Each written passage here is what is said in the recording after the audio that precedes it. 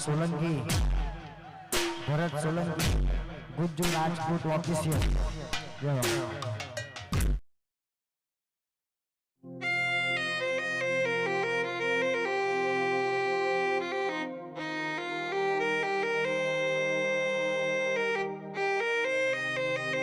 અરે વિક્રમ ગામમાં ગયો હજી ક્યારનો દેખાતો કેમ નહીં?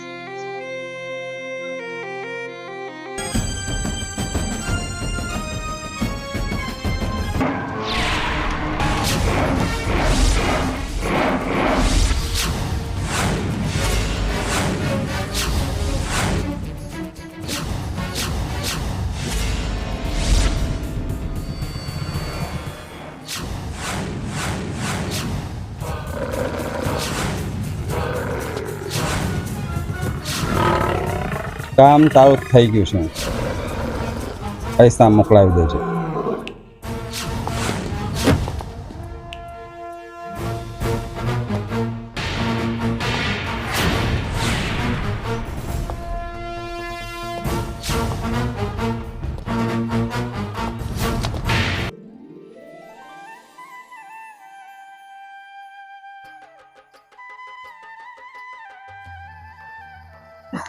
વિક્રમ તમે ક્યાં લઈને આવ્યા મને?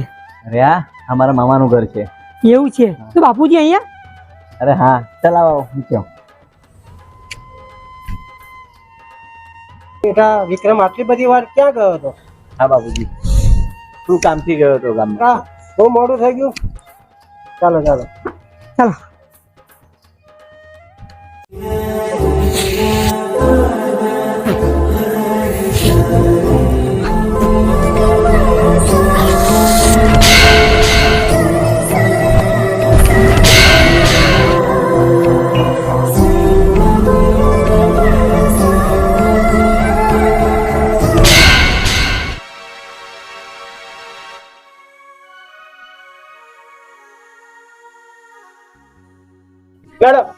એક 10 રૂપિયા આપી દો ને.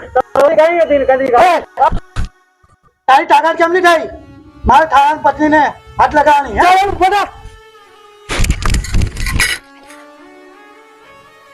ભાઈ માફ કરજો, હા અજાણતા હું તમને અથડાઈ ગયો.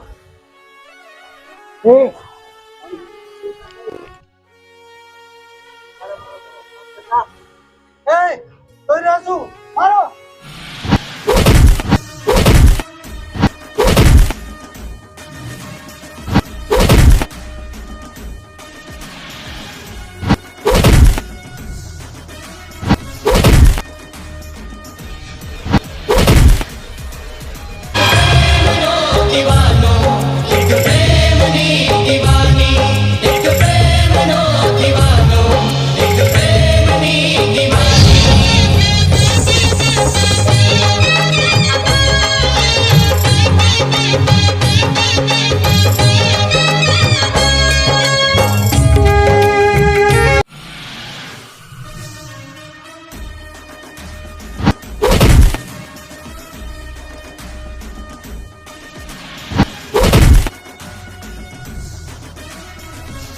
તમે તો હું પછી જોઈ લઈશ.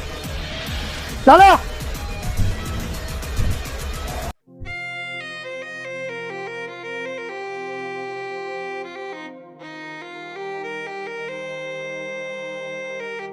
હું મંદિરે જઈને આવું.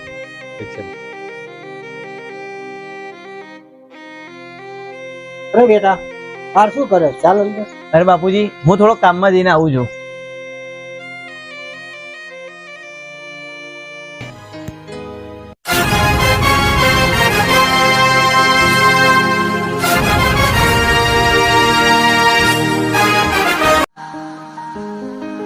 ઘણા વર્ષો પછી પ્યાર મારો જોવા મળ્યો.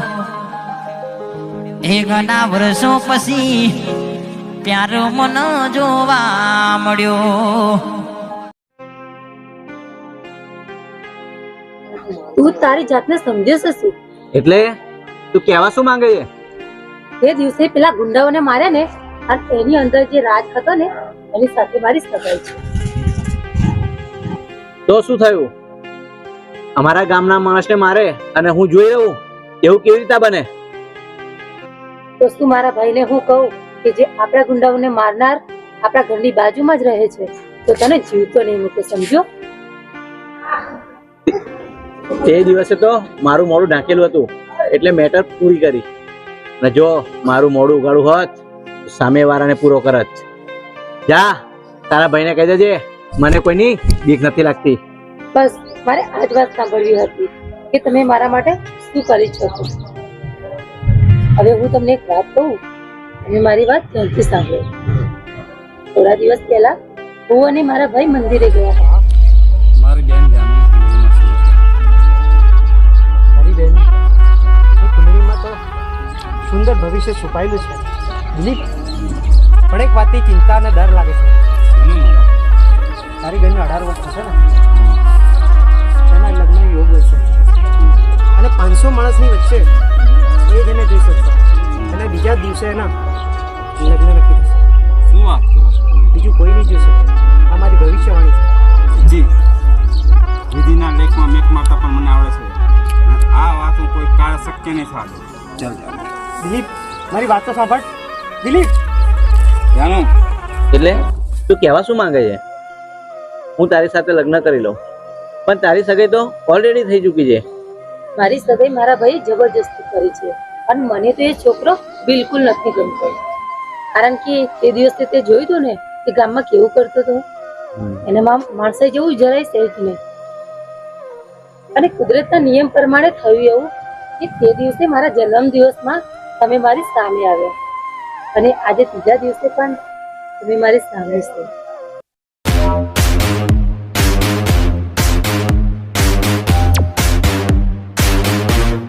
મેડમ,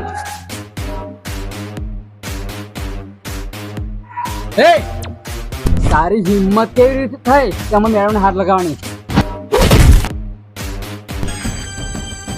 જોઈ શું રહ્યા છો? મારો સાલાને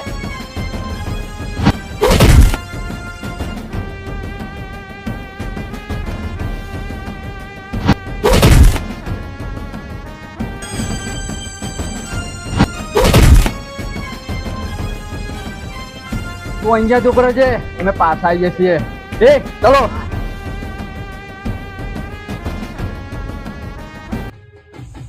વિક્રમ, તમે અહીંયાથી જતા રહો.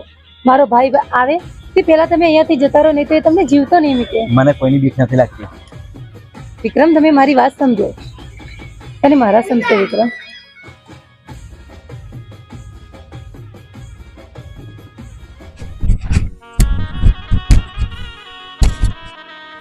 જાનો કોણ હતો એ છોકરો? મને કઈ ખબર નથી. હું મંદિરે આવી હતી તો અહીંયા બેઠો હતો. ભરત, ત્યાં જોયો છે ને છોકરાને? આ કોણ બાપુ, હતો એ?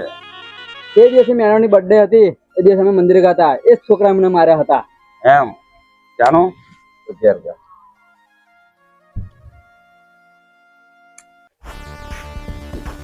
ગુજરાતના લખેલા લેખ પ્રમાણે એ વાત સાચી પડી. હા બાપુ, તું એ છોકરો મારી બેન સાથે લગ્ન કરશે નહીં, એ કોઈ કાળે નહીં બને. ભરત, એ કોઈ કાળે નહીં બને.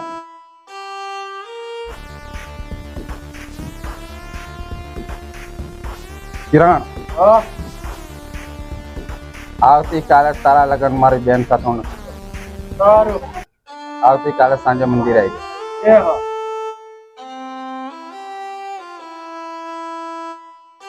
બાપુ, હજુ તો એ નાનો છોડ છે, એને હું ઝાડ બનવા જ નહીં દઉં. ચાલો.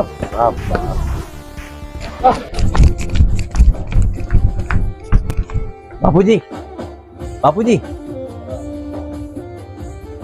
કેમ બેટા આટલો બધો ગભરાયેલો છે? બાપુજી, મારે ગામમાં થોડી મગજમારી થઈ ગઈ છે, એટલે ચાલો આપણે ગામ છોડીને જવું શું પડશે. થયું એ તો વાત તો મને કે. હા બાપુજી, ચાલો હું તમને રસ્તામાં બધું કહું છું.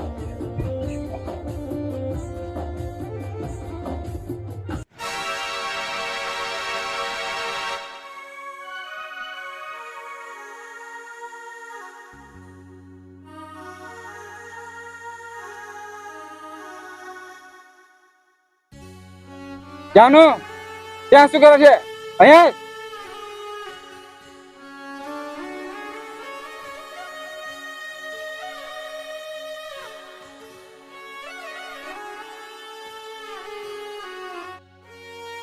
બેસ.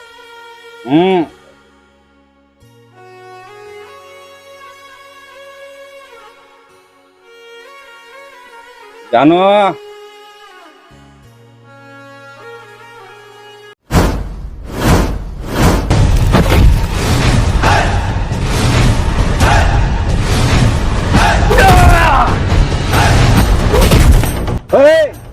કોણ છે તું? વિધાતાના લેખ કદી બદલાતા નથી અને તમે લોકો તે લેખને બદલવા માંગો છો.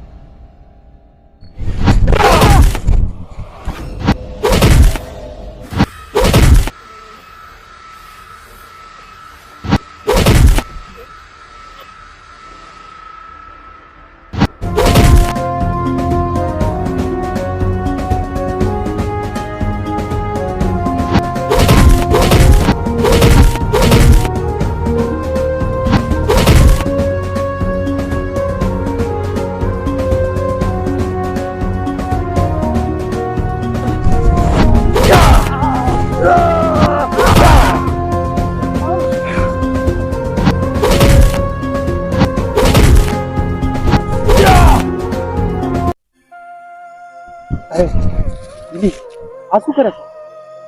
વિધાતાના લેખને લેખ મારી રહ્યો છે. મારી દીકરી માટે આ યુવક યોગ્ય છે. મારી વાત માની.